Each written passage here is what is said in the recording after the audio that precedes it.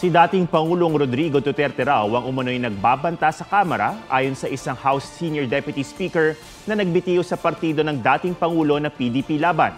Sabi naman ni House Speaker Martin Romualdez, ipaglalaban niya ang Kamara sa mga mananakot dito. May report si Jonathan Andal. Tatayo ako laban sa sinuman na mananakot sa atin para masunod lamang ang gusto nila. Itindig ako tayong lahat para sa kapakanan ng bayan. Ito ang bungad ni House Speaker Martin Romualdez sa pagbabalik sesyon ng Kamara ngayong araw. Walang pinangalanan si Romualdez pero sa parehong talumpati, dinepensaan niya ang desisyon ng Kamara na tanggalin sa panukalang 2024 national budget ang confidential funds ng civilian agencies. Kabilang ang sa tanggapan ni Vice President at Education Secretary Sara Duterte. Wala pong personalan dito, trabaho lang. Pagkatapos ng talumpati, nag-convene ang Kamara bilang Committee of the Whole para i-adopt ang isang resolusyon na sumusuporta kay Romualdez. For the record, what recent events transpired subverting the integrity of the House of Representatives? It was done on a certain TV network, and some words were said to malign the reputation of our institution.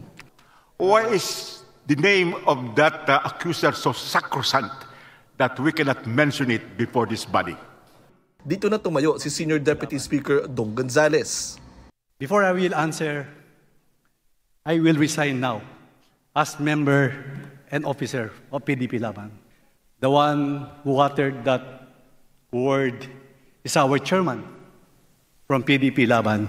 The former President Rodrigo Roa Duterte, the one who said that, Mr. Chairman.